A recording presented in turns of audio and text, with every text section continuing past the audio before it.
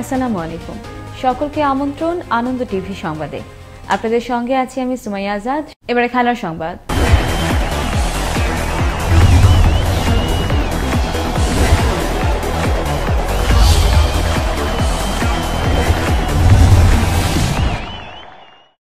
করোনার প্রকোপ বেড়ে যাওয়ায় অনির্দিষ্টকালের জন্য আইপিএল স্থগিত করেছে ভারতের ক্রিকেট বোর্ড। করোনায় নাকাল পুরো ভারত। প্রতিদিনই সংক্রমিত হচ্ছেন 3 লাখেরও বেশি মানুষ। এরই মাঝে আইপিএল চালু রেখে বেশ সমালোচনার মুখে পড়ে বিসিসিআই। বায়োবলসের মধ্য থেকেও করোনা আক্রান্ত হন কলকাতার 2 ক্রিকেটার। এরপর মঙ্গলবার দিল্লি ও হায়দ্রাবাদের 2 ক্রিকেটার আক্রান্ত হন করোনায়। এমন অবস্থায় বাতিল করা হয় কলকাতা বেঙ্গালুরুর মধ্যকার ম্যাচ। সব মিলিয়ে আসর স্থগিত রাখার সিদ্ধান্ত নেয় ভারতীয় cricket board. Indian premier league অনির্দিষ্টকালের জন্য বন্ধ করায় সাকিব আল হাসান ও মুস্তাফিজুর রহমানকে দ্রুত দেশে ফেরাবে বাংলাদেশ ক্রিকেট বোর্ড বিসিবি।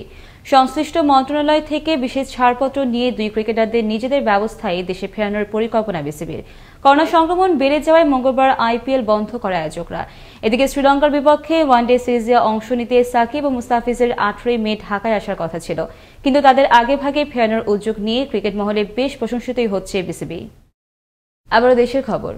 হেফাজতে ইসলাম বিভিন্ন কর্মসূচির নামে সারা দেশের বিভিন্ন সরকারি অফিস, সরকারি সম্পত্তি অগ্নিসংযোগ করে ধ্বংস করছে বলে অভিযোগ করেছেন বাংলাদেশ ইসলামী ঐক্যজোটের চেয়ারম্যান মিসবাহুর রহমান চৌধুরী। মঙ্গলবার রাজধানী জাতীয় প্রেস ক্লাবে আয়োজিত এক সংবাদ সম্মেলনে এই অভিযোগ করেন তিনি। এ সময় সংগঠনের অন্যান্য নেতৃবৃন্দ উপস্থিত ছিলেন। সম্মানিত উলামা মাশায়েখগণের দৃষ্টি আকর্ষণ করেছি।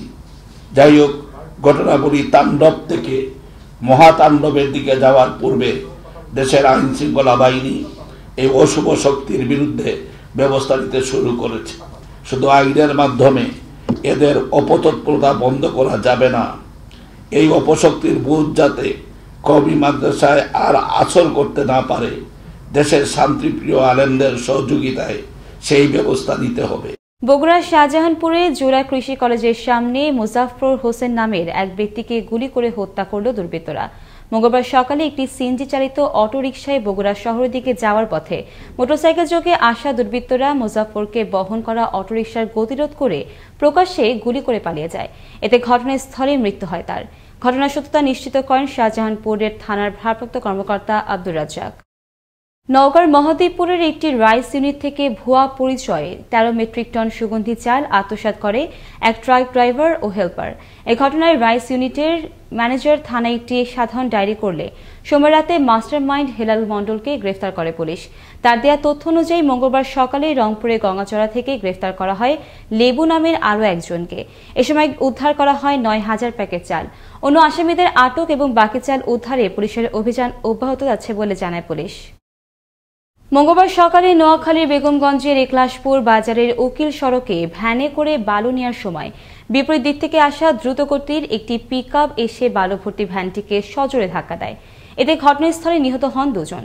অপরদিকে সেনবাগের ফেনী নোয়াখালী মহাসড়কের ভুয়া দিঘির পাড়ে পিকআপ ভ্যান ও মোটরসাইকেলের সংঘর্ষে মৃত্যু হয় শাহিন নামের এক ব্যবসায়ীর।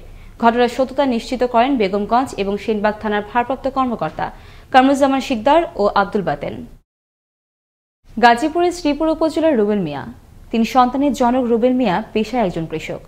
পিদিম নামক এক এনজিও থেকে 20,000 টাকা ঋণ নেন। পরে এনজিও কর্মীদের এককালীন টাকা পরিশোধের চাপে আত্মহত্যার পথ বেছে নেয় রুবেল।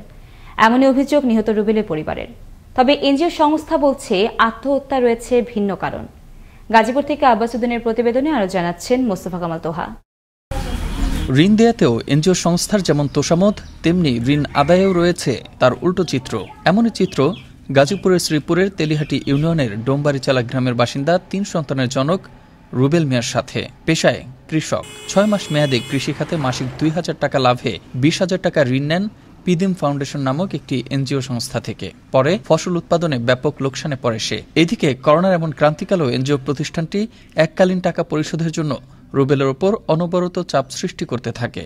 পাশাপাশি বিভিন্ন প্রকার ভয়ভীতি ও হুমকি ধমকি দিয়ে আসছিল দায়িত্বরত এনজিও কর্মী নাইম। অবশেষে ঋণের টাকার চাপ সইতে না পেরে গেল শনিবার দুপুরে বিষ পান করে আত্মহত্যা করে রুবেল মিয়া। এমনই সব অভিযোগ মৃত রুবেলের স্ত্রী সেলিনা আক্তারের। সাপ দিয়েছে যার কিস্তিটা ভাগ করতেছে না দেখিয়া তার জন্য বিষ খেয়ে মরে গেছে। এনজিওর ঋণের টাকা পরিশোধ করার চাপেই এমন মৃত্যু বলে জানান স্থানীয় জনপ্রতিনিধিও। 20,000 টাকা ছিল, ওই টাকা দেওয়ার ডেট ছিল 10টার দিকে এবং ওই এনজিও লোক আসছে টাকা নেওয়ার জন্য, তখন সে ওই টাকা জোগাড় করতে না পেরে বিষ খেয়ে পরে আত্মহত্যা মারা গেছে। রুবেলের মৃত্যুর জন্য পিদিম ফাউন্ডেশন এনজিও এবং এর কর্মী নাইমকে দুষলেন এলাকাবাসীও। শনিবারে 1টার দিকে টাকা দেওয়ার কথা ছিল, শনিবারে অফিসার আইসে পরে টাকা জোগাড় করতে পারে নাই, পরে আবার বলে দিছে আপনারা 1টার দিকে আয়েন, পরে অফিসার গেছে 1টার আগে সে বিষ খাইছে। সকালে আসছে আইসা বলছে যে 2-3 ঘন্টা পরে আমি আইসা শুধু টাকাই চাই আর কোনো কথা শুনবো না। এই হুমকিতে বাজারে গেল, বিষ কিনলো, খায়া তার জীবনটা ত্যাগ করলো। 30 জন লোক ছিল, 1টা বাজে হিবার লোক জানাইব ওই সাপ কইরা হ্যাঁ বিষ খেয়ে মারা গেছে। অন্যদিকে পিডিম ফাউন্ডেশন এনজিওর মাস্টারবাড়ি এরিয়া ম্যানেজার মাসুম মিয়া পুরো ঘটনাটিকেই ইউটার্নে ঘুরিয়ে দিয়ে বলছেন ভিন্ন কথা। পাড়া প্রতিবেশীর কাছে শোনা হলো, তখন বললো সে জমি বিক্রি করেছে, তার বাপ তার 6টা ছেলে, 4 ছেলেরে সে টাকা দিছে ভাগ করে, আর 2 ছেলেরে দিই নাই। এই কারণে সে ক্ষোভে দুঃখে আত্মহত্যা। এমন হাজারো রুবেলরা এনজিওর ঋণের অর্থ পরিশোধের চাপে জীবনের বিনিময়ে শেষ করে ঋণের বোঝা। আর যেন কোনো রুবেলকেই 20,000-এর বিনিময়ে প্রাণ বিসর্জন দিতে না হয়, সেজন্য আগে থেকেই সবাইকেই হতে হবে সচেতন। আর সঠিক তদন্ত করে বের করা হোক মৃত্যুর প্রকৃত রহস্য, আইনের আওতায় এনে শাস্তি নিশ্চিত করা হোক দোষীদের। এমনটাই প্রত্যাশা ভুক্তভোগী পরিবার ও এলাকাবাসীর। মুস্তাফা কামাল তোহা, আনন্দ টিভি, ন্যাশনাল ডেস্ক। টাঙ্গাইলের বঙ্গবন্ধু সেনানিবাস সংলগ্ন এলাকার একটি মাঠে গরিব, অসহায় ও দুস্থদের মাঝে ঈদ সামগ্রী বিতরণ করল সেনাবাহিনী। মঙ্গলবার বেলা 11টায় লেফটেন্যান্ট কর্নেল সোহেল রানা ও মেজর কায়েস সহ সেনাবাহিনীর কর্মকর্তাদের উপস্থিতিতে এই ঈদ সামগ্রী বিতরণ করা হয়। এই ছিল এখনকার মতো। আনন্দ টিভির সংবাদ দেখুন প্রতিদিন বিকেল 5:30 এবং রাত 9:30 মিনিটে। আনন্দ টিভির সঙ্গে থাকার জন্য সকলকে ধন্যবাদ।